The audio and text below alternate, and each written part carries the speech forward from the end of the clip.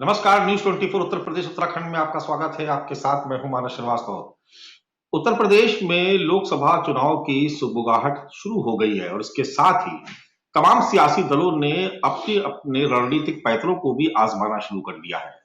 लेकिन दो ऐसे कार्यक्रम हैं जो इस वक्त सबसे ज्यादा चर्चा में है। एक तरफ भारतीय जनता पार्टी विकसित भारत संकल्प यात्रा निकाल रही है, जिसमें तमाम नेता, तमाम मंत्री, संगठन से जुड़े हुए कद्दावर नेताओं की पूरी फौज उतार दी है भारतीय जनता पार्टी ने। उसमें खुद मुख्यमंत्री योगी आदित्यनाथ भी शामिल है। विकसित भारत संकल्प यात्रा के जरिए उत्तर प्रदेश में भारतीय जनता पार्टी खासी मेहनत कर रही है, कोशिश हो रही है लगभग सभी जिलों को छुआ जाए, सभी जिलों के जो लोग हैं उनसे संपर्क स्थापित किया जाए। खास तौर से जो लाभार्थी संवर्ग, जिसको हम लोग कहते हैं कि एक नए किस्म का vote bank Bharatiya Janata party ने तैयार किया, जिसको हम लोग लाभार्थी वोट बैंक के नाम से अब पुकारने लगे हैं, उस वोट बैंक से खास तौर से संवाद किया जा रहा है।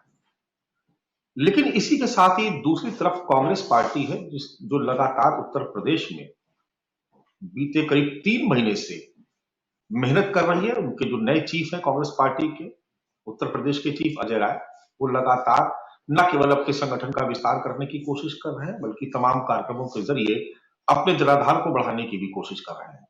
एक उनकी भी यात्रा प्रस्तावित है, जिसको लेकर के लगातार बैठकें चल रही है और आपको जानकर हैरत होगी कि एक बहुत बड़ी फौज पार्टी के कद्दावर नेताओं की वो इसमें लगा दी गई है। 20 तारीख से यात्रा सहारनपुर से शुरू होगी, उसके बाद तमाम जिलों से सफर करते हुए इसका पहला चरण सीतापुर के नैमिषारण्य में आकर के समाप्त होगा। वहां पर ये कहा जा रहा है कि मकर संक्रांति के दिन वहां पर स्नान करने के बाद पहले चरण की यात्रा का समापन होगा। इस यात्रा में भी कांग्रेस पार्टी ने न केवल जो पूर्व केंद्रीय मंत्री थे उनकी पूरी टीम लगा दी, जिसमें पीएल पुनिया है, आदित्य जैन है, ऐसे तमाम सारे नेता हैं जिनकी टीम को लगाया गया है। इसके अलावा करीब 26 लोगों का एक संयोजक मंडल बनाया गया, जिसमें प्रमोद तिवारी, आराधना मिश्रा जैसे तमाम बड़े नेता, सलमान खुर्शीद भी इसमें मौजूद रहेंगे, पीएल पुनिया, तमाम ऐसे नेता हैं जिनको इसमें लगाया गया है। तमाम जिलों में प्रभारी नियुक्त किए गए। इसके अलावा 18 प्रवक्ताओं का एक पैनल भी तैयार किया गया, वो अलग कमेटी अपना काम करेगी। इस यात्रा से भी कांग्रेस पार्टी को बहुत उम्मीदें हैं। तो ये दोनों ही यात्राएं दरअसल सियासी टकराव का संदेश भी देती हैं कि उत्तर प्रदेश में भारतीय जनता पार्टी के मुकाबले क्या कांग्रेस इन यात्राओं के जरिए एक मजबूत स्थिति में पहुंच पाएगी। इंडिया गठबंधन का इसमें क्या रोल होगा, ये कह पाना बहुत मुश्किल है, क्योंकि जब राहुल गांधी की भारत जोड़ो यात्रा निकल रही थी उस वक्त उन्होंने तमाम प्रयास किए थे कि भाजपा विरोधी दल उनके साथ शामिल हो, लेकिन एक एक करके सभी ने उनको नकार दिया था। शुभकामनाएं संदेश सभी ने भेजे, लेकिन शामिल होने से इनकार किया, क्योंकि किसी को भी राहुल गांधी या कांग्रेस पार्टी का नेतृत्व स्वीकार नहीं था कि वो ऐसी यात्रा जिसकी अगुवाई खुद कांग्रेस पार्टी कर रही है उसमें पीछे से सपोर्ट करे जो क्षेत्रीय दल है, तो लगभग सभी ने इनकार कर दिया था।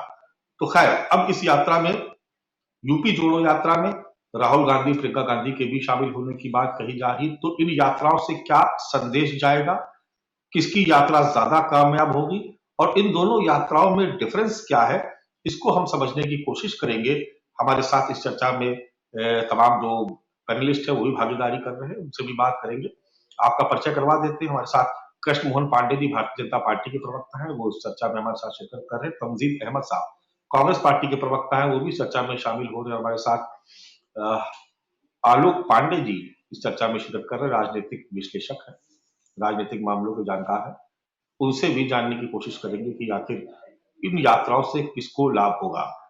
तो कृष्ण मोहन जी, एक तरफ आपकी विकसित भारत संकल्प यात्रा, दूसरी तरफ कांग्रेस पार्टी की यूपी जोड़ो यात्रा, इन दोनों ही यात्राओं का अगर हम अध्ययन करते हैं, इनकी तुलना करते हैं, इनकी रणनीति पर बात करते हैं, तो क्या डिफरेंस आप पाते हैं इन दोनों यात्राओं में? देखिए मनोज भाई, पहली बात कि दोनों जो यात्राएं हैं, इन दोनों यात्राओं के जो मूल में है उसमें बहुत बड़ा अंतर है। भारतीय जनता पार्टी की जो विकसित भारत संकल्प यात्रा है, ये वो यात्रा है जो अभी तक पिछले 10 वर्षों में उत्तर प्रदेश विकास कर पाया है।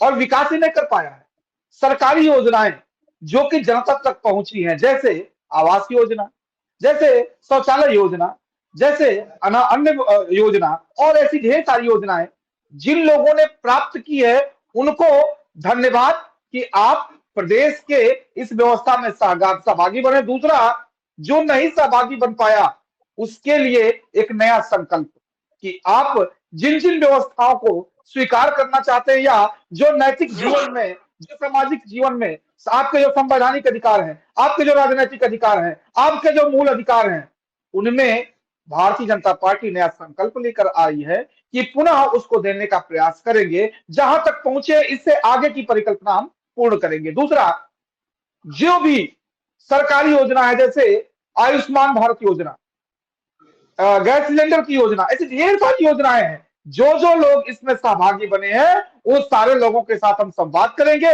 आगे देश की जनता को, उत्तर प्रदेश की जनता को क्या बेहतर कर सकते हैं, उनसे विचार लेंगे और उस विचार को हम आगे लेके संकल्प के रूप में संकल्पित होकर पूर्ण करने का प्रयास करेंगे। और कांग्रेस पार्टी की जो उत्तर प्रदेश जोड़ो यात्रा है, उत्तर प्रदेश टूटा ही कब था साहब की जब जुड़ेगा। उत्तर प्रदेश की जनता कांग्रेस को जरूर तोड़ चुकी है, आज से ठीक से 32 साल पहले। उसने इनके संकल्पों को देखा है, इनके किए गए अपराध को देखा है। उत्तर प्रदेश को गरीबी, बदहाली, अपराध, भ्रष्टाचार में डुबोकर जिस तरह से इन्होंने उत्तर प्रदेश को जलाया है, उसको उत्तर प्रदेश की जनता ने देखा है। और पिछले 10 वर्ष पूर्व जब इनकी केंद्र में सरकार थी, तो देश में सर्वाधिक भुखमरी थी। मैं इस बात का बड़ी दुख के साथ कहता हूं मनोज भाई, कि सुप्रीम कोर्ट ने पूछा कि केंद्र में कांग्रेस की सरकार है, आखिर ऐसा क्यों, क्या हो रहा है कि बार बार भुखमरी बढ़ती जा रही है इस देश में। सुप्रीम कोर्ट में कांग्रेस सरकार, बड़ी दुखद है इस बार, ये दुखद है कि इस देश का केंद्रीय मंत्री जो एफिडेविट देता है सुप्रीम कोर्ट में कि साहब हमारे पास हजारों टन अनाज तो सड़ जाते हैं, परंतु पारदर्शी तरीके से जनता तक पहुंचाने के लिए कोई व्यापक व्यवस्था नहीं है। और इस बात को राज्य भी, जो इनके सहयोगी थे बसपा, उन्होंने भी उत्तर प्रदेश में और देश के अन्य राज्यों से भी एफिडेविट आई कि कोई पारदर्शी व्यवस्था नहीं है जिससे कि हम ठीक ढंग से इस अनाज का वितरण कर सके, भले ही अनाज सड़ जाते हैं। 13 में भी सुप्रीम कोर्ट ने इस बात को कोर्ट किया, और उत्तर प्रदेश में सपा की सरकार थी, और सपा ने भी, सपा के हमारे अखिलेश जी मुख्यमंत्री थे, उन्होंने भी वही एफिडेविट लगाया जो सेंट्रल गवर्नमेंट लगाया कि कोई पारदर्शी व्यवस्था नहीं है। लेकिन बड़ी मजबूती से इस बात को कहता हूं और विनम्रता पूर्वक बात कहता हूं मानव जी, कि 2024 में भारतीय जनता पार्टी की सरकार बनती है, 2023 है, इन 10 वर्षों के, 9 वर्षों के कालखंड में भारतीय जनता पार्टी ने इस देश के सुदूर जंगल में भी, जो एक सबरी की तरह इंतजार कर रही मां जो भूख से मरती थी, अब नहीं मरता है कोई इस देश में। भूखमरी इस देश से समाप्त हो गई, क्योंकि राम राज्य तभी आता है जब कोई राय सत्ता पैदल चलकर सुदूर जंगल तक जाती है, और उस राम राज्य की परिकल्पना को भारतीय जनता पूर्ण कर रही है, इस संकल्प के साथ कि आगे इस देश में कोई भूखमरी का शिकार नहीं होगा, कोई ऐसा व्यक्ति नहीं होगा जो कि आवास के बिना जब बारिश हो तो उसमें छत ना हो, गैस न होने के कारण उसके घर में अनाज भोजन न बने। इस परिकल्पना के साथ कि हम उससे भी बेहतर व्यवस्था कर सके, भारतीय जनता पार्टी आगे बढ़ रही है। और हाँ, इस बात को और आश्वस्त करता हूं कि यह संकल्प यात्रा इस देश के संविधान के अनुरूप, इस देश के लोकतंत्र के अनुरूप, इस देश के मूल अधिकार के अनुरूप जनता को प्रेषित करने के लिए हम आगे बढ़ रहे हैं। चलिए तमजीद अहमद साहब के पास चलते हैं। तमजीद साहब, एक तरफ बीजेपी की संकल्प यात्रा जो लाभार्थियों को अपने साथ जोड़ रही है, उनको धन्यवाद दे रही है, उनसे संवाद कर रही है। दूसरी तरफ अब आपकी यूपी जोड़ो यात्रा निकलने जा रही है, तो क्या अलग होगा और कितनी कामयाब होगी, क्या रणनीति आपकी इस यात्रा को लेकर के, जरा सा उसके बारे में बताइए, फिर आपसे दूसरा सवाल लेता हूं। मानव जी नमस्कार। देखिए, जाहिर सी बात है कि चुनाव कुछ महीने रह गए आने को, तो एक संकल्प यात्रा, यूपी जोड़ो यात्रा हम लोग निकाल रहे हैं 20 तारीख से सहारनपुर टू सीतापुर, और पैदल यात्रा ये निकलेगी, और सारा नेतृत्व तो हम लोगों का प्रदेश का अजय राय जी के नेतृत्व में यात्रा निकलेगी, और पूरी उम्मीद है कि केंद्र के नेतृत्व भी इस यात्रा में शामिल होंगे। इस यात्रा के जरिए हम लोग ये संदेश जनता को देना चाह रहे हैं कि जिस तरीके से भारतीय जनता पार्टी जो वादे किए थे इन्होंने पिछले 10 सालों में, जिस तरीके से जनता से इन्होंने वादे किए, और कोई एक वादा नहीं है जो भारतीय जनता पार्टी पूरी कर सकी है। उन वादों और इनका संकल्प पत्र हम लोग जाके जनता को बताएंगे, जनता को सुनाएंगे कि ये वादे किए थे और ये इन्होंने किया है आपके साथ। तो उन वादा और वादा खिलाफी के खिलाफ बेरोजगारी के खिलाफ, किसानों से धोखे के खिलाफ, महिलाओं से धोखे के खिलाफ, युवाओं से धोखे के खिलाफ। और जिस तरीके से सर्व समाज से इन्होंने धोखा किया, जाति जनगणना के मुद्दों को लेके, रोजगार के मुद्दों को लेके कि कांग्रेस पार्टी आएगी तो ये करेगी, उन सब मुद्दों को लेके हम जनता के बीच जा रहे हैं। और ये सबसे प्रखर माध्यम है मानस जी, जिस तरीके से इन्होंने लोकतांत्रिक व्यवस्थाओं को जिस तरीके से इन्होंने अपने कब्जे में कर लिया, तो इससे इससे बेहतर माध्यम नहीं हो सकता है कि हम लोग पैदल यात्रा निकालेंगे। और यात्रा का ये पहला चरण है, और भी बहुत सारे चरण आएंगे जिसके जरिए हम लोग पूरे यूपी के अंदर ये यात्रा करेंगे और जनता के बीच ये संदेश देंगे कि कांग्रेस पार्टी मुख्य विपक्षी दल की भूमिका में उत्तर प्रदेश के अंदर भारतीय जनता पार्टी से लड़ाई लड़ेगी। मुद्दों के खिलाफ जिस तरीके से भारतीय जनता पार्टी ने धोखा देने के काम किया जनता को, उस मुद्दों को उठाएगी। और पूरी यात्रा अजय राय जी के नेतृत्व में हम लोग बड़ी तादाद में, सहारनपुर में आप भी रहेंगे, मुझे पूरी उम्मीद है आपके रिपोर्टर रहेंगे, आप भी रहेंगे, तो एक बड़ी तादाद में हम लोग वहां पे सहारनपुर में पूरा कांग्रेसी, पूरे उत्तर प्रदेश से कांग्रेसी वहां पहुंचेगा, पूरे कांग्रेस का कार्यकर्ता, एक एक कार्यकर्ता वहां पहुंचेगा। तो एक एक जबरदस्त माहौल जिस तरीके से भारत जोड़ो यात्रा ने पूरे देश में दिखलाई, वही यूपी जोड़ो यात्रा में उत्तर प्रदेश में देखने को आपको मिलेगी। चलिए आलोक जी के पास चलते हैं। आलोक जी, एक तरफ बीजेपी है जो ये बता रही है अपनी यात्रा के जरिए कि उसने क्या दिया और कितना दिया, दूसरी तरफ कांग्रेस है जो अपनी यात्रा में ये बताने जा रही है कि क्या नहीं दिया और कौन कौन से ऐसे मुद्दे थे जो जनता के लिए बेहद जरूरी थे, जिनकी बात नहीं पहुंच सकी या सरकार ने नहीं सुनी। निश्चित तौर पर उसमें बेरोजगारी एक बहुत बड़ा मुद्दा होगा जिसको कांग्रेस पार्टी जरूर उठाएगी। इन दोनों यात्राओं में आपको क्या लगता है कि कौन सी ज्यादा प्रभावकारी होगी, कौन सा ज्यादा प्रभाव डाल सकती है आम जनता के मन मानस पर?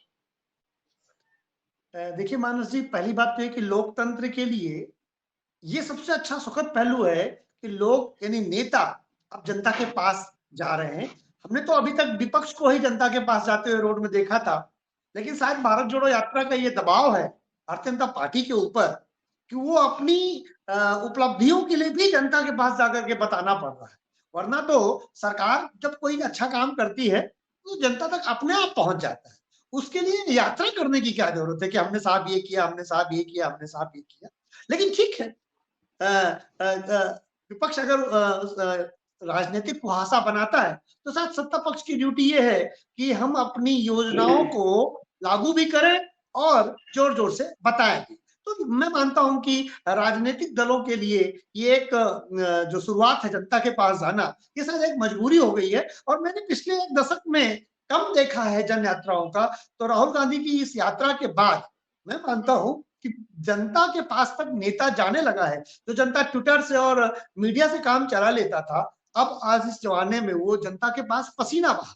देखिए, राहुल गांधी की जो भारत जोड़ो यात्रा है उसका अपना एक महत्व है। हालांकि भारतीय जनता पार्टी उसे कभी स्वीकार नहीं करेगी, लेकिन मैं कोई भारतीय जनता पार्टी का प्रवक्ता तो हूं नहीं, तो इसलिए मैं वो कहूंगा जो मुझे महसूस हो। तो राहुल गांधी की उस भारत जोड़ो यात्रा की बड़ी आलोचना हो सकती है, की भी जा सकती है, लेकिन उसका प्रभाव ये है कि उसके बाद केवल राहुल गांधी के बाद केवल बीजेपी ही नहीं, अब आप देखोगे चंद्रशेखर रावण भी यात्रा के लिए कर रहे हैं, बसपा के आकाश आनंद ने भी मध्य प्रदेश छत्तीसगढ़ में यात्राएं की। तो ये लोकतंत्र के लिए अच्छी घटना है कि लोग जनता के पास तक जाए। अब रहिए आपका प्रश्न मूल कि इसमें किसको बड़ी सफलता मिलेगी, जो मूल प्रश्न है, तो इसमें सफलता तो जनता तय करेगी, क्योंकि भारतीय जनता पार्टी इसमें अपने सर्वोच्चता की तरफ। तो अगर हम प्रथम दृष्टया कहें तो भारतीय जनता पार्टी ज्यादा बेनिफिट उठाएगी, क्योंकि उसके संसाधन ज्यादा हैं, वो सत्ता में है। लेकिन ऐसे में कितने दौर देखे हैं, जेपी मूवमेंट हमने पढ़ा है, अध्ययन किया है, हालांकि मैंने देखा नहीं है, लेकिन जितना मैंने अध्ययन किया है, जनता ने जब जेपी का साथ दिया तो इंदिरा गांधी भयभीत हो गई और बाद में अंततोगत्वा वो राष्ट्रपति शासन लगाती, 352 उपयोग करती भारत के संविधान का। तो इसलिए जनता जनार्दन है, जनता किसी के साथ जा सकती है। जनता उत्तर प्रदेश जोड़ो के साथ भी जा सकती है, जनता भारत जोड़ो के साथ भी थी, और भारत जोड़ो का परिणाम कुछ लोग कहते हैं कि कर्नाटका में कांग्रेस को मिला, हिमाचल में मिला। हालांकि मैं हिमाचल के को भारत जोड़ो यात्रा का परिणाम नहीं मानता, क्योंकि राहुल गांधी भारत जोड़ो यात्रा में हिमाचल में उनकी ना तो यात्रा गई, ना उस समय उन्होंने ज्यादा नेतृत्व किया था। अगर वहां किसी ने नेतृत्व किया था कांग्रेस का तो प्रियंका गांधी वाड्रा ने किया था। तो अगर क्रेडिट जाना चाहिए जीत का तो प्रियंका गांधी वाड्रा को जाना चाहिए, राहुल गांधी को। तो कुल मिला के लबोलब ये कि जो ये यात्राएं चल रही हैं, इससे जनता को ये एहसास हो रहा है कि हम मालिक हैं, जो संविधान की प्रस्तावना we the people of India शुरू होती है, हम भारत के लोग। हमने 26 नवंबर 1949 को एक वादा किया था ना कि अब भारत को कैसा बनाएंगे, जहां न्याय होगा, जहां इक्वलिटी होगी, जहां फर्टेनिटी होगी, जहां बंधुता होगी। तो वो चीजें नेताओं को करना ही पड़ेगा, उन्हें पॉलिटिकल जस्टिस देना ही होगा, उन्हें सोशल जस्टिस देना ही होगा, और न केवल देने की बात करनी होगी। अब जनता डिलीवरी मांग रही है। भारतीय जनता पार्टी का डिलीवरी सिस्टम ठीक है, ठीक योजनाएं चल रही है, मैं उससे सहमत हूं, लेकिन उसे भी बताना पड़ रहा है कि हमने क्या डिलीवर किया है। तो मानस जी, मैं मानता हूं कि दोनों अपनी अपनी जगह पर सही हैं। सिक्के के दो पहलू होते हैं लोकतंत्र में, सत्ता पक्ष अपना काम करता है और वो डिलीवरी सिस्टम दिखाता है, लेकिन ऐसा हो ही नहीं सकता कोई कोई सरकार काम करे वो 100% सही कर जाए। तो विपक्ष की ड्यूटी है कि जो सत्ता पक्ष गलती करे उसको न केवल इंगित करे बल्कि जनता तक जाए। तो इस मामले में मैं कांग्रेस को भी बधाई देता हूं कि कम से कम 2% की पार्टी है, तो अब वो 2% से नीचे कैसे जाएगी, उसे ऊपर ही जाना चाहिए। तो उसमें जो भारत जोड़ो उत्तर प्रदेश जोड़ो यात्रा करेंगे, उससे कम कांग्रेस जोड़ो, कांग्रेस मजबूती में आएगी। कम से कम इस चुनाव में डबल डिजिट में कांग्रेस पहुंचे उत्तर प्रदेश में। और उसके लिए देखिए, उत्तर प्रदेश जोड़ो में मैंने देखा कि कांग्रेस का एक मोटो चल रहा है कि 20% मुसलमान और 20-21% एससी, तो 41% अगर दोनों जुड़ जाए उसके साथ। देखिए उसने कितनी अच्छी तरह से अपना स्टैंड बदला।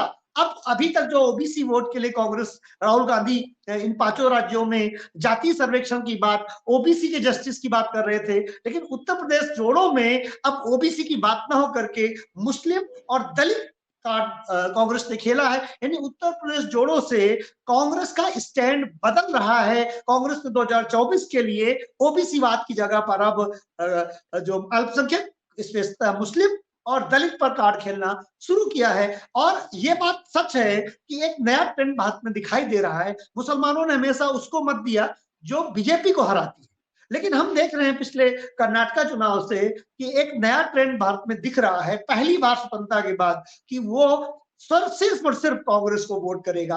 हालांकि मुस्लिम मत बड़ी मात्रा में कांग्रेस को मिलता था, लेकिन पिछले 3-4 दशक में मुस्लिम मत वहां डाइवर्ट हुआ जहां, जैसे वेस्ट बंगाल में ममता बनर्जी, तो तमिलनाडु में डीएमके या डीएमके या केरला में सीपीआई के लिए, तो जहां उत्तर प्रदेश में अखिलेश यादव, जहां बीजेपी को जो पार्टी हरा सके उसको मुसलमान मत करता था।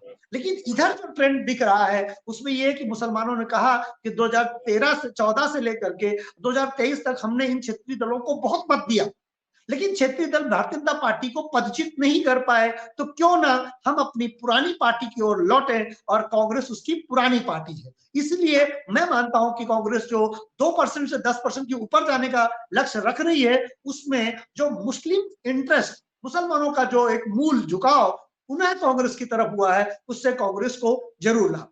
जी मान आलोक जी, इससे जुड़ा एक और सवाल आपसे ले लेते हैं, उसके बाद जाते हैं दोनों साथियों के पास। तो जो आप विश्लेषण कर रहे हैं, तो इसका मतलब ये हुआ कि ये जो कांग्रेस की यात्रा निकलने जा रही है, यूपी जोड़ो यात्रा, ये बीजेपी से ज्यादा तो फिर मायावती और अखिलेश यादव को नुकसान पहुंचाने वाली है, क्योंकि एक के पास दलित वोट बैंक है, दूसरे के पास मुस्लिम। बिल्कुल, देखिए जितने क्षेत्रीय दल आए भारत में, या इवन देन बसपा जैसी राष्ट्रीय पार्टी भी कांग्रेस का ही ओरिजिनल मूल वोट चुराया है। वैसे तो बीजेपी ने सब पहले तो मतलब कांग्रेस का ही मेन वोट बैंक था, लेकिन फिर भी हम मानते हैं जब जवाहरलाल नेहरू जीते थे 3 बार, तो भी जवाहरलाल नेहरू को 48% वोट नहीं मिले, 46% वोट नहीं मिले, जवाहरलाल नेहरू को भी नहीं मिले। तो अगर वो गणना देंगे तो 60% वोट उनके अगेंस्ट जाता था। लेकिन एक मूल बात यह कि दलित, मुस्लिम और ब्राह्मण, ये कांग्रेस का कोर वोटर था। कांग्रेस इसी पर हमेशा खेलती रही स्वतंत्रता के बाद।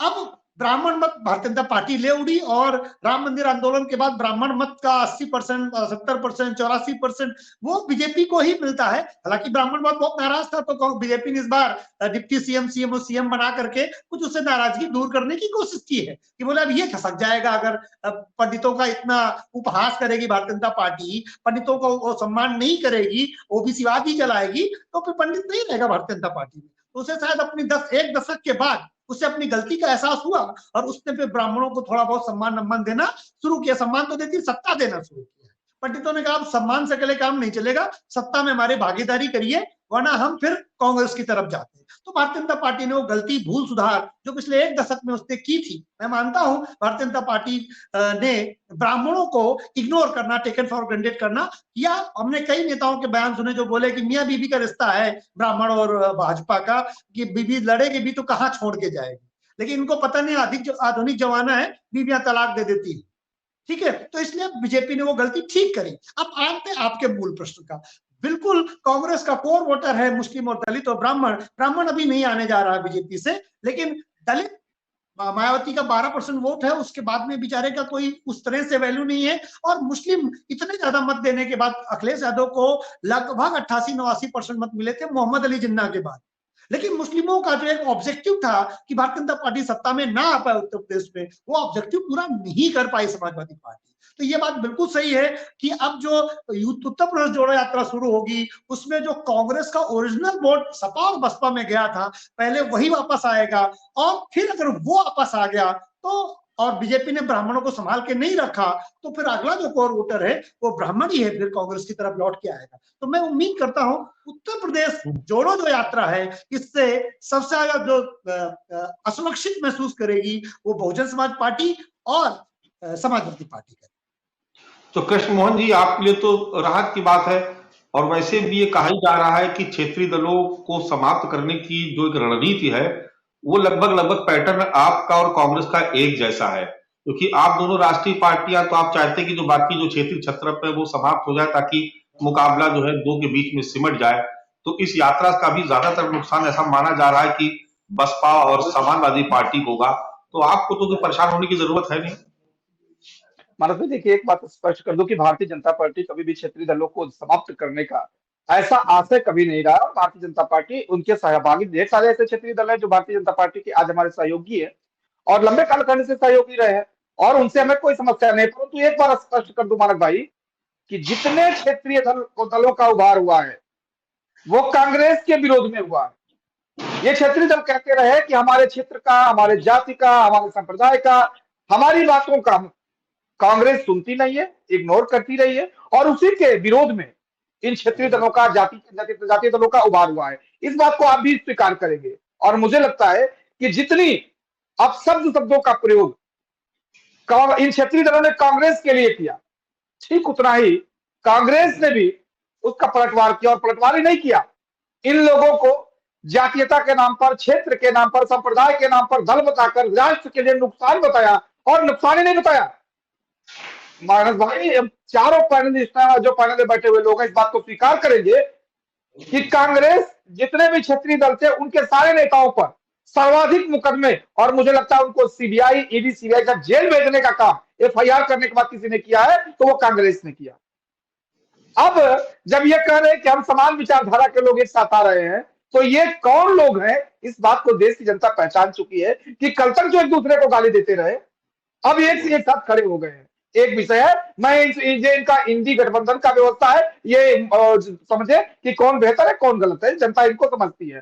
तो एक बात स्पष्ट है कि भारतीय जनता पार्टी किसी भी क्षेत्रीय दल को समाप्त करने के लिए कभी प्रयासरत नहीं है। दूसरा, नुकसान किसका होगा ये बाकी सपा और बसपा तय करे कि वो उनका नुकसान होगा, परंतु भारतीय जनता पार्टी जो भी योजनाएं लेके आती है वो समग्रता के साथ लेके आती है। और हमारे स्थापना काल से लेकर आज तक हमने एक परिकल्पना बनाई थी, हमारे दल की, हमारे विचार की एक परिकल्पना है कि अंत्योदय का उदय हो, समाज के अंतिम व्यक्ति का, जो आदिवासी है, जो गरीब है, जो पिछड़ा है, जो दलित है, जो जंगल में रहता है, जिसको इन लंबे कालखंड से भाजपा की सरकार आने से पहले जो भी उनके राजनीतिक अधिकार है, जो उनके संवैधानिक अधिकार है, जो उनके लोकतांत्रिक अधिकार है, नहीं मिला है।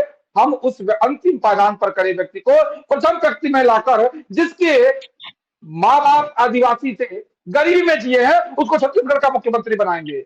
जो एक गरीब परिवार का बच्चा है उसको राजस्थान का मुख्यमंत्री बनाएंगे। और हाँ, 50 पकौड़ी बेचने वाले के बेटे को भी मध्य प्रदेश का मुख्यमंत्री बनाकर ये तय करेंगे कि अंत्योदय की परिकल्पना को पूर्ण करने का काम कोई कर सकती है, और गरीब, दबे, कुचले, पिछड़े, वंचित समाज का बेटा भी मुख्यमंत्री बन सकता है, समाज के प्रथम पायदान पर खड़ा हो सकता है। तो ऐसे भविष्य को पूर्ण करने का काम कर सकती है तो मात्र भारतीय जनता पार्टी है। और इस संकल्पना को हम पूर्ण करने के बाद एक अगली संकल्प यात्रा लेकर निकले हैं, जिसको विकसित भारत संकल्प यात्रा कर रहे हैं। इससे भी एक कोई बड़ी संकल्पना लेकर आगे निकलेंगे और आगे का जो परिदृश्य होगा और भी सुंदर होगा। मानस जी देखिएगा, इस देश की जनता पुनः एक बार भारतीय जनता पार्टी को, देश के सच्चे प्रधानमंत्री नरेंद्र मोदी जी के विचारों को और उत्तर प्रदेश के योगी आदित्यनाथ जी के बेहतर मॉडल को स्वीकार करते हुए इस बात को स्वीकार करेगा कि भारत प्रदेश और देश का भविष्य भारतीय जनता पार्टी के हाथों में सुरक्षित है। अच्छा अहमद साहब, ये समझना बेहद जरूरी है कि जो यात्रा आप लेके निकल रहे हैं, जिसको आप सहारनपुर से शुरू करेंगे, सीतापुर तक लेके जाएंगे, सहारनपुर में मां शाकंभरी देवी के दर्शन से शुरुआत होगी और उसके बाद नैमिषारण्य में आकर के स्नान करके मकर संक्रांति के दिन आप पहला चरण उसको पूरा करेंगे, समाप्त करेंगे। तो एक तरीके से नजर तो ये आता है कि आप सॉफ्ट हिंदुत्व की तरफ आप अपना कदम बढ़ा रहे हैं, जिसकी इस वक्त सियासी दलों को सबसे ज्यादा जरूरत भी है कि हिंदू वोट बैंक कैसे हासिल किया जाए, इसको कैसे आकर्षित किया जाए। उसमें भी जो लाइट माइंडेड लोग हैं हिंदू संप्रदाय में, हिंदू धर्म में, उनको आप मोटिवेट करने की कोशिश कर रहे हैं। लेकिन पर्दे के पीछे कहा यह जा रहा है कि खेल कुछ दूसरा चल रहा है। तो एग्जैक्टली आपका टारगेट कौन है, किसको आप टारगेट कर रहे हैं? क्या बसपा के वोट बैंक को, क्या सपा के वोट बैंक को, या भारतीय जनता पार्टी के वोट बैंक? देखिए मानव जी, ये कोई नई चीज नहीं है। दुर्भाग्य से जिस तरीके से भारतीय जनता पार्टी ने हर प्रायोजन को एक धर्म से जोड़ के और जिस तरीके से इन्होंने दिखाना शुरू कर दिया, तो हम लोगों ने भी वैसे ही चश्मा पहन लिया मानव जी। यही तो ये हमारी परंपरा रही है, सदियों से परंपरा रही है कि कोई भी शुभ कार्य करने से पहले हम लोग मंदिर जाते हैं, हम लोग मस्जिद जाते हैं, गिरजाघर जाते हैं, गुरुद्वारा जाते हैं। ये कोई नई चीज नहीं मानव जी। आज भी हम घर पे उठते हैं तो सुबह उठते हैं, नहाते धोते हैं, जो नमाज पढ़ते हैं नमाज, जिनको पूजा करना है पूजा करते हैं, गिरजाघर जाते हैं, गुरुद्वारा जाते हैं। ये कोई नई चीज नहीं है। अगर हम यात्रा शुरू कर रहे हैं तो हम लोग तो इस आशय के साथ यात्रा शुरू कर रहे हैं कि ये यात्रा हमारे प्रदेश को सुख शांति समृद्धि, जो भारतीय जनता पार्टी ने जो धोखा दिया, उस धोखे के खिलाफ जनता को जगाने के लिए एक शुभ मुहूर्त में हम लोग यात्रा शुरू कर रहे हैं। तो जाहिर सी बात है कि मंदिर से अगर हम लोग यात्रा की शुरुआत कर रहे हैं जाके, तो इसमें कुछ ना तो सॉफ्ट हिंदुत्व देखने की जरूरत है और ना तो हार्ड हिंदुत्व देखने की जरूरत है। ये तो एक शुरुआत है जो हम लोग जाके भगवान से आशीर्वाद देंगे, उसके बाद इस यात्रा को आगे बढ़ाएंगे। और जब खत्म करेंगे तो ऐसी जगह पे खत्म करेंगे जहां पे हम लोग एक बार फिर से भगवान का शुक्रिया अदा करेंगे, खुदा का शुक्रिया अदा करेंगे, ईश्वर का शुक्रिया अदा करेंगे कि आपने हमारी यात्रा को सुरक्षित रूप से पूरा किया। तो इसमें कुछ राजनीति देखने की जरूरत नहीं मानव जी। राजनीति का विषय क्या है? राजनीति का विषय हम लोगों का मुद्दा है। जो मुद्दा क्या है? कृष्णमोहन पांडे जी आज जो अपना राग अलाप रहे हैं, 80 करोड़ लोगों को ये राशन दे रहे हैं, ये इनकी उपलब्धि है। शायद इनको ये छुपाना चाहिए, इनको समाज में बताने से बचना चाहिए कि हम आज भी 10 साल बाद भी हमारी उपलब्धि क्या है कि हम देश के 80 करोड़ लोगों को, 80% लोगों को हम राशन दे रहे हैं। कौन है भाई वो 80% लोग? वो बताने के लिए हम सवाल पूछ रहे हैं तो जवाब देने को तैयार नहीं कि वो 80 करोड़ लोग हैं कौन, वो गरीब है कौन। जाति जनगणना की बात करते तो अमित शाह कहते हैं कि हम जाति जनगणना कराएंगे, मोदी जी कहते हैं कि हमारे लिए सिर्फ 4 जाति है, योगी जी कहते हैं हम नहीं कराएंगे, केशव जी कहते हैं कि हम जाति जनगणना कराएंगे। तो अलग अलग धारा में बहना सब शुरू कर देते हैं। तो जनता समझ ही नहीं पाती कि इनका स्टैंड क्या है। बिहार में जाति जनगणना की बात उठती है तो ये बोलते हैं सुशील मोदी जी इसके रचयिता है। जब बिल आता है तो उसके पक्ष में वोट डालते हैं। अभी ये बैठ के अगर इनसे आप बात करवाएंगे तो ये बताएंगे कि हमारे लिए सिर्फ जाति है। फिर बताएंगे कि मध्य प्रदेश में हमने यादव जी को मुख्यमंत्री बना दिया, वहां आदिवासी को बना दिया, लेकिन फिर बताएंगे कि हमारे लिए जाति सिर्फ, जब जाति जनगणना की बात आएगी तो ये कहेंगे कि हमारे लिए जाति जो है वो सिर्फ और सिर्फ गरीब है, युवा है, बेरोजगार है। प्रधानमंत्री जी एक जगह बताएंगे कि हमारे लिए सिर्फ गरीब जाति है और एक स्टेट में जाके बताएंगे कि हम अगर जीतेंगे तो ओबीसी चीफ मिनिस्टर देंगे। तो स्टैंड क्या है भारतीय जनता पार्टी का? उस स्टैंड को हम लोग एक्सपोज करने का काम करेंगे। जिस तरीके से बेरोजगारी अपनी चरम पे मानव जी, आपको ही पता होगा 69,000 शिक्षक भर्ती घोटाले में पिछले लगभग 6 महीने साल भर पे लोग धरने पे बैठे हुए हैं, लाठियां खा रहे हैं, उनको लाठियों से मारा जा रहा है। ये बेरोजगारी की स्थिति है प्रदेश के अंदर। और जिनको रोजगार भी मिल रहा है तो रोजगार का इस तरीके से इन लोगों ने समाज में इस तरीके से ताना बाना बिगाड़ दिया है कि जिसकी जितना हक है वो भी हक नहीं दे रहे। ओबीसी को 27% आरक्षण मिला है, वो हक देने को तैयार नहीं है। मध्य प्रदेश में वादा कर दिया 450 रुपए में सिलेंडर करेंगे, राजस्थान में कह दिया 450 में करेंगे, छत्तीसगढ़ में कह दिया 450 में सिलेंडर करेंगे। सरकार बन गई, मुख्यमंत्री जी ने शपथ ले ली, सब कुछ हो गया, अभी तक उस पर कोई बात ही नहीं कर रहे हैं। और फिर जब वहां देंगे तो उत्तर प्रदेश में क्यों नहीं देंगे? हम उत्तर प्रदेश में भी ये मांग कर रहे हैं। हम लोग जाके जनता को बताएंगे कि ये लोग वहां वादे कर रहे हैं कि 450 में सिलेंडर देंगे और यहाँ आप लोगों को 1100 में सिलेंडर देंगे। ऐसे कैसे चलेगा भाई? उत्तर प्रदेश की जनता ने क्या गुनाह कर दिया है? पहली बात तो आपने अभी वहां पे भी देने की बात नहीं की है, वहां पे भी आप बच रहे हैं कि किस तरीके से इन मुद्दों से बचा जाए। और फिर आप अगर आप वहां देने की वादा कर रहे हैं तो भाई उत्तर प्रदेश में क्यों नहीं देंगे आप? बिल्कुल देना पड़ेगा आपको उत्तर प्रदेश के अंदर भी। जिस तरीके से महिलाओं को इन्होंने धोखा देने का काम किया, मानस जी एक बिल लेके आए कि महिला आरक्षण के नाम पे एक बिल इन्होंने पास कराया पार्लियामेंट के अंदर, उसकी कोई वैलिडिटी नहीं है, पता ही नहीं कि ये बिल कब लागू होगा, कब महिला आरक्षण लागू होगा, कुछ पता ही नहीं है। इस तरीके का धोखा देने का इन्होंने काम किया। किसानों की आय इन्होंने दुगना करने की बात की थी, किया क्या? आज तक तो नहीं हुआ है। 2022 में वादा था, 2024 आने वाला है। फिर इन्होंने वादा किया था कि दीपावली पे हर महिला को हम मुफ्त सिलेंडर देंगे, दिया क्या मानस जी? तो ये सब मुद्दे बातें बहुत सारे हैं। ये सारी बिल्कुल बिल्कुल मानस जी, मैं उन्हीं सब बातों को इंगित कर रहा हूं कि जिस तरीके से भारतीय जनता पार्टी ने धोखा दिया, जिस तरीके से जनता तक ये बातें पहुंच ही नहीं पा रही मानस जी। आप समझिए कि हम लोगों को क्यों पैदल यात्रा करनी पड़ रही मानस जी। मैं किसी के ऊपर प्रश्न नहीं उठा रहा हूं, लेकिन दुर्भाग्य से हम लोगों की बातें जनता तक पहुंचने नहीं दे रहे हैं। इतना शोर मचा दे रहे हैं। आप बैठ के देख लीजिए, दिल्ली में जो मेन स्ट्रीम के जितने भी टीवी चैनल है, ये तो आप लोगों को मैं बधाई देता हूं कि हम लोग की बात मजबूती से आप रखने का प्लेटफॉर्म देते हैं। वरना जिस तरीके के मुद्दे पे ये बहस कराते हैं, जनता के मुद्दों पे ये बहस ही नहीं होने देते। हमारे पास रास्ता क्या है? हमें तो यात्रा करनी पड़ेगी, हमें तो जनता सीधा संवाद कायम करना पड़ेगा, और वो उसी रास्ते पे हम लोग चल चुके हैं। लेकिन फिर भी मानस जी, जितने भी इन्होंने वादे किए थे, अगर ये कितना भी चाहेंगे कि हम प्रतीकों के पीछे छुप जाएंगे, हम धर्म के पीछे छुप जाएंगे, हम राष्ट्रवाद के पीछे छुप जाएंगे, लेकिन मध्य प्रदेश की जनता अभी भी इंतजार कर रही है कि 450 वाला सिलेंडर की घोषणा कब करेंगे। उत्तर प्रदेश की जनता इंतजार कर रही है कि जो दीपावली में मुफ्त सिलेंडर देने का वादा किया था वो कहां गया भाई? वो मिल क्यों नहीं रहा है? सिर्फ 5 किलो राशन पे अगर ये अपनी उपलब्धि बता रहे हैं, जिसके लिए इनको शर्म करना चाहिए, अगर उस उपलब्धि को लेकर चुनाव में जा रहे हैं, तो मानव जी भले हम राज्य में चुनाव हार गए हो, लेकिन 5 करोड़ लोगों ने हमको वोट दिया और 4 करोड़ 81 लाख लोगों ने भारतीय जनता पार्टी को वोट दिया। तो आप समझ सकते हैं कि इनकी स्थिति बहुत खराब है। 1-2% वोट इधर से उधर हुआ तो ये आके सीधा 2024 में ये पूरी तरीके से इस देश से साफ होने जा रहा है।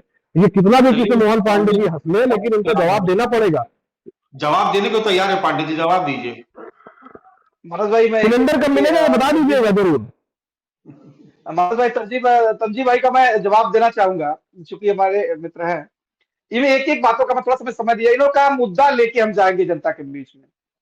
साहब, आप मुद्दा लेके जाइए, देश की जनता आपका इंतजार कर रही है। भारतीय जनता पार्टी मुद्दा लेकर नहीं जाती है, संकल्प लेके जाती है, और संकल्प से सिद्धि तक हम प्रयास करते हैं, और जो संकल्प लेते हैं उसको सिद्ध करके जनता के बीच में विकसित भारत यात्रा लेके जाते हैं। दूसरा विषय, इन्होंने कहा कि आपने कहा सॉफ्ट हिंदुइज्म खेलती है। साहब, जब ये कांग्रेस सॉफ्ट हिंदुइज्म खेलती है, मेरा व्यक्तिगत तौर पर मुझे डर लगने लगता है। मेरी उम्र छोटी है, मैं आप सारे लोगों से बहुत छोटा उम्र में, परंतु मुझे इस उम्र में बहुत डर लगने लगता है कि जब कांग्रेस सॉफ्ट हिंदुइज्म का खेल खेलती है, इस देश में रक्तपात होता है, ये बताने की आवश्यकता नहीं है।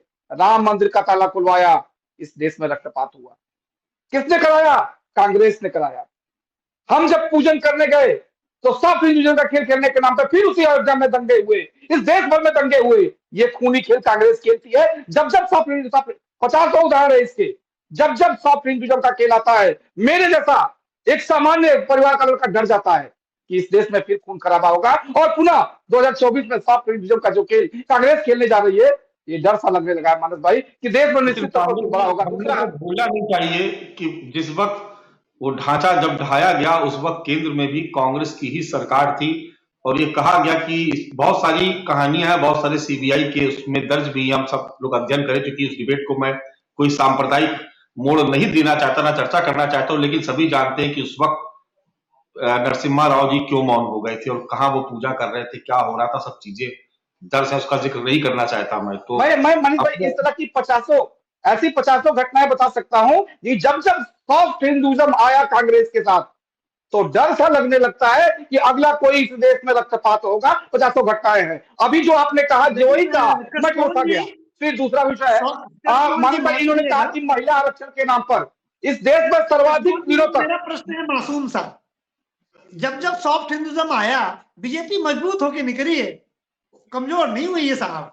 बिल्कुल को ज्यादा मिला है और नुकसान आलोक भाई, निश्चित तौर पर जब इस देश में रक्तपात कराएंगे तो इस देश की जनता जो कमरे में बैठ के विचार करती है कि कौन हमारे लिए बेहतर है और कौन रक्तपात करा के लाभ लेना चाहता है, तो जब पक्ष विपक्ष आता है, तो ये जनता जो सॉफ्ट जनता है, उसके हृदय में दिन भर काम करने के बाद शाम को अपने कृष्णमोहन जी मुद्दे पे आ जाइए, हो गया आपका मुद्दे पे आ जाइए, मुद्दे पे आ जाइए कृष्णमोहन जी, कृष्णमोहन जी मुद्दे पे आ जाइए, इस देश को लेके जाएगी। दूसरा मुद्दे पे आ जाइए, हो गया आपका भाषण, मुद्दे पे आ जाइए, मुद्दे पे आता हूँ, मुद्दे पे आ जाइए जी जी हो गया। बात करना चाहिए।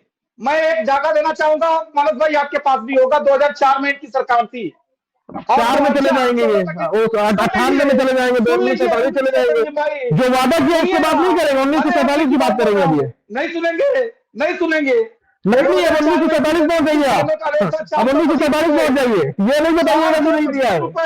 और 2014 में हाँ, अब आप 1947 आपने वादा किया था कि हम मुफ्त सिलेंडर देंगे दीपावली पे, अब आप 1998 2004 की बात करेंगे।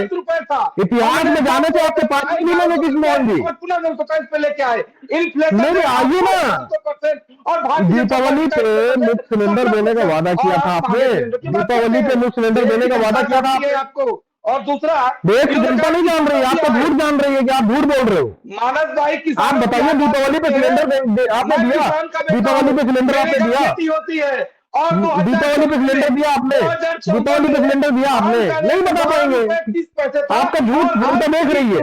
60 पैसे, 23 रुपए 60 पैसे दूना हमने किया है, परंतु आपको अपना चश्मा उतार के देखिए, देश की जनता देख रही है। और किसानों के लिए आपने कुछ नहीं किया। हाँ, किसान सम्मान निधि देने का काम किसी ने किसानों को किया है तो भारतीय जनता पार्टी ने किया है। साहब, ये सारे पक्ष जनता के बीच में आप संकल्प यात्रा लेकर निकलिए, जनता 2024 में आपको जवाब देगी, और देश के सचिव प्रधानमंत्री जी के नेतृत्व में पूरा देश में जो सशक्त सरकार बनकर हम लौटेंगे। चलिए अहमद देखिए मानव जी ये पकड़ा गया इसी पे, इनसे इन्होंने, योगी जी ने संकल्प लिया था, संकल्प यात्रा लेके निकल रहे हैं ना, जब पिछला चुनाव हुआ 2022 में तो योगी जी ने एक संकल्प लिया था, मैं उसकी याद दिला रहा हूं कि जब दीपावली अगली आएगी तो हम सारी महिलाओं को मुफ्त सिलेंडर देंगे। मिला क्या? उस पर जवाब दिया, पूछ रहे कि ये 2004 और 2019 1947 करने लगते, ये भी तो एक संकल्प था। जब झूठ पकड़ा गया तो 1947 पहुंच जाते, फिर ये नेहरू जी की याद आने लगती, इंदिरा जी की याद आने लगती, राजीव जी की याद आने लगती इनको। अभी इतना ये संकल्प यात्रा लेके निकल रहे हैं ना, पहला झूठ तो इनका अभी पकड़ा गया। यही देखिए, यही तो आपके पास मौका है। कहाँ हमने कहा मानव जी बिल्कुल हमारे लिए मौका है, हम मान रहे हैं हमारे लिए मौका है। इनका झूठ का मिल चुका है महिलाओं को इस दिवाली पे, इस दिवाली पे ये भी एक झूठ सुन लीजिए, ये भी एक झूठ सुन लीजिए मानव जी देखिए, फिर अब ये चलेगा धर्म के नाम पे, जहां पे भी फंसने लगते हैं ये धर्म ले आते हैं, राष्ट्रवाद ले आते हैं, 1947 ले आते हैं, इनको किसको मिला है मानव जी? अरे सब पता है, सबको पता है, सबको पता है, झूठ बोलने से काम नहीं चलेगा कृष्णमोहन जी। एक आप 5 किलो का राशन देते हो तो 15 नेता आपके फोटो खिंचवाते हैं, और पूरे प्रदेश में आप सिलेंडर बांट दो, किसी खबर नहीं मिलेगी। इतना भी झूठ मत बोलिए कृष्णमोहन जी, इतना भी झूठ मत बोलिए कृष्णमोहन जी। संकल्प यात्रा में यही तो लेके जा रहे हैं, वही मैं कह रहा हूँ कि इतना भी कृष्णमोहन जी इतना भ्रम मत फैलाइए। अच्छा चलिए मानव जी एक 30 सेकंड मानव जी, चलिए मैं कृष्णमोहन जी की बात मान लेता हूँ कि इन्होंने सिलेंडर बांट दिया, हम लोग को खबर नहीं लगी, तो क्या मुख्यमंत्री जी को भी खबर नहीं लगी? उन्होंने फिर अनुपूरक बजट क्यों ले आए कि हम अगले साल सिलेंडर देंगे? मतलब आप सिर्फ इनको झूठ पकड़ना है तो आप सिर्फ इन्हीं के 2 नेताओं को बयान ले लीजिए, इनका झूठ पकड़ा जाएगा। कृष्णमोहन जी कह रहे हैं कि सारे प्रदेश में सिलेंडर बढ़ गया, किसी को खबर नहीं लगी, और मुख्यमंत्री जी अनुपूरक बजट लेके आ रहे हैं कि हम अगले साल सिलेंडर देंगे। बताइए, आप सिर्फ इनकी हालत देख लीजिए कि किस तरह का संकल्प यात्रा झूठ की बुनियाद में बन है, ऐसी संकल्प यात्रा लेके निकल। आप दोनों के पास मौका है, लेकिन final comment Pandey ji please. जी, आपका कोई प्रश्न है या फिर हम दोनों भाइयों के प्रश्नों का सम्मिलित उत्तर दे दे, सही रहेगा? मैं कृष्णमोहन पांडे जी कुछ कहने जा रहे थे, प्लीज अपनी बात जल्दी से खत्म करिए, उसके बाद फाइनल कमेंट आलोक पांडे जी का। कृष्णमोहन जी। मनोज भाई देखिए, भारतीय जनता पार्टी जो भी संकल्प लेती है उसको सिद्धि तक, संकल्पना से सिद्धि तक पूर्ण करने के लिए संकल्पित रहती है, और समाज के अंतिम पड़ाव पर खड़े व्यक्ति को जो भी बेहतर हो सकता है संवैधानिक दायरे में रहकर और लोकतांत्रिक दायरे में उसको पूर्ण करती है। और जिसका प्रतिफल ये है कि देश की जनता बार बार भारतीय जनता पार्टी को स्वीकार कर रही है, और एक बड़े लोकतांत्रिक व्यवस्था के तहत हमको चुनकर संसद में और विधानसभा में भेज रही है, और हम देश की जनता के लिए बेहतर, जो भी बेहतर हो सकता है, लोकतांत्रिक प्रक्रिया में रहकर, संवैधानिक प्रक्रिया में रहकर उसको पूर्ण करने का काम कर रहे हैं। चलिए आलोक पांडे जी, आपने दोनों भाइयों को हमारे सुना, दोनों ने अपना पक्ष रखा, लेकिन मुझे लग रहा है कि आने वाला जो परिदृश्य है बड़ा रोचक होने जा रहा है, क्योंकि एक तरफ बहुत सारे कामों की फेरिस्त है जो जाके बताएंगे पांडे जी, उनकी पार्टी के लोग, दूसरी तरफ अहमद भाई हैं जो बहुत सारे कामों की जो नहीं हो पाए या जो समस्याएं, निश्चित तौर पर जो ये मुफ्त सिलेंडर, ये माफ कीजिएगा, ये जो दीपावली का सिलेंडर और दूसरा ये तो 450 रुपए का जो ऐलान कर दिया, मुझे लग रहा है कि ये भी एक बड़ा मुद्दा बनेगा उत्तर प्रदेश में। कांग्रेस इसको जरूर भुनाएगी कि देखिए पक्षपात किया है उत्तर प्रदेश की जनता के साथ भारतीय जनता पार्टी ने, लगातार 2 बार सरकार बनवाई और जब पिटारा खोला खजाना तो राजस्थान और मध्य प्रदेश छत्तीसगढ़ के लिए। देखिए मानस जी, ऐसा होता है ना कि एक सामान्य बात से बताते हैं, जब प्रेमी प्रेमिका को प्रेम पास में लेता है तो बड़ी बड़ी बातें करता है। तो राजस्थान में, मध्य प्रदेश में, छत्तीसगढ़ में ये दोनों प्रेमी थे, जनता प्रेमिका थी। लोग आप बताते थे भैया हम अच्छे प्रेमी बनेंगे, हम अच्छे प्रेमी बनेंगे। अभी भूल गए कि दूसरे राज्य में भी इनकी प्रेमिकाएं हैं। तो दिक्कत तो दोनों को आने वाली, क्योंकि अभी हम कहेंगे राजस्थान में आप दे रहे हैं, कर्नाटका वालों को क्यों नहीं दिया कांग्रेस ने सिलेंडर सस्ता? मेरी जानकारी में नहीं है, तमजीत भाई बता देंगे बाद में, या हम और तो ढूंढ लेंगे। कर्नाटका में 400 में सिलेंडर है कि नहीं मुझे पता नहीं। दूसरी बात आते हैं कि क्योंकि कांग्रेस ने कर्नाटका राजस्थान में तो दिया, तो कर्नाटका वालों से क्या दुश्मनी है? उनको कांग्रेस को वहां देना चाहिए। जैसे बीजेपी अगर राजस्थान में देगी तो यूपी भी देना चाहिए। तो कांग्रेस को इसका उत्तर तैयार रखना पड़ेगा कि राजस्थान में दिया तो कर्नाटका में क्यों नहीं। दूसरी बात हम एक और करते हैं, एक दूसरा मैटर इसमें आता है कि कांग्रेस जैसे कि ओबीसी आरक्षण की बात कांग्रेस कह सकती है। अब जैसे हम कोई बात कहेंगे कल लो फिर जवाहरलाल नेहरू में चले गए। अरे आप जब सबसे ज्यादा आपने शासन किया है तो उदाहरण भी आप ही का रहेगा। और 2014 के बाद आप सत्ता में नहीं, तो 2004 से 14 वाला भी उदाहरण लेना ही पड़ेगा। ये जो 80 करोड़ लोग आए 2014 में, ये भारत 2014 में नहीं पैदा हुआ। भारत की स्वतंत्रता मिली 1947 में, और इतने लोग गरीब रहे, 80 करोड़ लोगों को खाना देना पड़ा, तो सबसे ज्यादा सत्ता में कौन था? मोदी सरकार गरीबों को लेके तो नहीं आई वहां पे, साउथ अफ्रीका से लेके आ गई हो और इनको खाना देना पड़ा हो। 2014 में जो भारत में 80 करोड़ लोग गरीब थे, उसके बाद आए, ये पिछले 75 साल से उपलब्ध थे। इसलिए ये कहना कि ये मोदी सरकार की फेल्योर है, ये फिर पूरे भारत की सारी सरकारों की फेल्योर है कि 2019 में कोरोना काल में देश के लोगों के पास ये इम्यूनिटी नहीं थी भोजन की, तो भोजन की इम्यूनिटी देनी पड़ी। ये सारे राजनीतिक दलों की फेल्योर है, और जो ज्यादा सत्ता में रहा है उसकी ज्यादा फेल्योर है। ये भारत के लोकतंत्र का अपमान है कि 75 साल के बाद में भी सरकार को कोरोना काल में मुफ्त राशन देना पड़ा भोजन के लिए। हालांकि अब जो उसका उपयोग हो रहा है वो राजनीतिक है, 2028 तक जो बढ़ाया गया है। अब शायद देश को उतने भोजन की जरूरत नहीं है, लेकिन भारतीय जनता पार्टी को लगता है कि इससे लाभ मिलेगा वोट बैंक का, तो हर दल सत्ता में आने के लिए वोट बैंक के लिए काम करता है। लेकिन जब 2019 में लगा था तो वो बहुत जरूरी था, देश की इम्यूनिटी ये नहीं थी कि हर आदमी भोजन खा सके। तीसरी बात आती है ओबीसी। जैसे हमारे तमीम भाई ने कहा कि ओबीसी आरक्षण होना चाहिए, तो पहली बात तो ये कि 55 साल आप रहे, आपने क्यों नहीं लगाया? तो भाई पिछली बात ना करो, तो हम करंट की बात कर लेते हैं। कर्नाटका में इसके पहले वाली कांग्रेस सरकार में ओबीसी सर्वे हो गया था। भारतीय जनता पार्टी तो हाँ ना कर रही है, मान लेते हैं इनको भाई बेनिफिट ऑफ डाउट मिल जाएगा कि ये बहुत ज्यादा समर्थक नहीं है, हम मान लेते हैं। कांग्रेस तो ओबीसी की बड़ी समर्थक है। अब कर्नाटका में एक चीज वायरल हुई थी मीडिया में कि वहां के जो कुमार साहब हैं, डीके शिव कुमार, उन्होंने कहा हम साइन ना करेंगे, हम ये आरक्षण के पक्ष में नहीं है, हमारा नुकसान हो जाएगा। तो कर्नाटका में जो आप सर्वे कराए बैठे हैं उसको आपको ओपन करने की शक्ति नहीं है जाति जनगणना की। आप किस नैतिक हद पर संपूर्ण भारत पर जाति सर्वे की बात कर रहे हैं? आप कर्नाटका में ओपन नहीं कर पा रहे हैं। आपका मिनिस्टर, आपका सेकंड नंबर का जो है, जो चीफ मिनिस्टर कैंडिडेट था, वो मना कर देता है, वो कहता है हम बिल्कुल नहीं सर्वे ओपन नहीं होने देंगे। तो कांग्रेस को पहले कहते ना कि एक उंगली उठाओ तो देखिए 3 अपनी तरफ उठ जाती है। तो कांग्रेस को जो भी मुद्दे उठाने हैं, माफ कीजिएगा, ये उठाए, लेकिन उसे ये याद रखना होगा कि उसे आंसर उसे भी देना होगा, वो भी बहुत सारे राज्यों में सत्ता में। चलिए अहमद साहब जल्दी से जवाब दीजिए। देखिए आलोक भाई का मैंने पूरा विश्लेषण सुना, इस वजह से हम लोग की ऊर्जा और बढ़ जाती कि क्यों यात्रा की जरूरत है। वास्तविक बात आलोक भाई भी शायद कहने से बच गए या उनको जानकारी नहीं रही होगी। मोदी सरकार जब सत्ता में आई तो मोदी जी 2 करोड़ रोजगार का वादा करके आए थे, यानी अब तक 20 करोड़ लोगों को रोजगार मिल चुका होता अगर मोदी सरकार अपने वादे पे चलते। 15-15 लाख रुपए देने का वादा करके आए थे और 5 किलो राशन की बात करने लगे। अब आप जरूर हंसेंगे लोग जी, इसीलिए हम लोग को यात्रा करना पड़ रहा है, क्योंकि हम लोग जान रहे हैं कि वास्तविक प्रश्न जो है वो उठ ही नहीं रहे हैं, और जिनको उठाने की जिम्मेदारी है वो भाजपा प्रवक्ता से अच्छा भाषण भाजपा के लिए दे देते हैं। तो इसलिए जरूरी है। फिर जाति जनगणना में जो आपने कर्नाटक की बात की, तो कर्नाटक में जाति जनगणना का डाटा आ चुका है, पिछली सरकार में हमने कराया था, और उसको हम रिलीज करा के दिखला देंगे। लोग पांडे जी, किसी कंफ्यूजन में मत रहिए। और इस यात्रा के साथ भारतीय जनता पार्टी का हम लोग भाई, भाजपा का काम भाजपा को करने दीजिए, भाजपा का काम भाजपा को करने दीजिए, आप मत कीजिए, उस काम में आप अच्छे नहीं लेंगे। नहीं, वो काम भाजपा को करने दीजिए लोग भाई, आपके ऊपर शोभा नहीं देती है, आपके ऊपर शोभा नहीं देती है, भाई बुरा मत मानिएगा, लेकिन बहुत धन्यवाद। आपका भी बहुत शुक्रिया। और तंजीद अहमद साहब कांग्रेस के प्रवक्ता थे, आपका भी बहुत बहुत शुक्रिया। इस उत्तर प्रदेश में अब यात्राओं के जरिए सियासी समीकरण साधने की पुरजोर कोशिश हो रही है।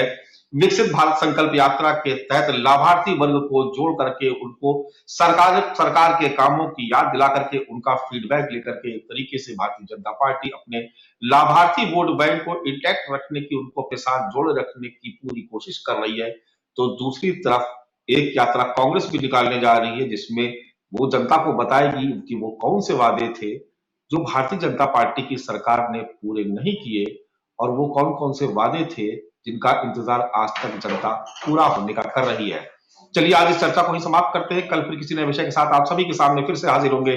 तब तक के लिए इजाजत दीजिए, नमस्कार।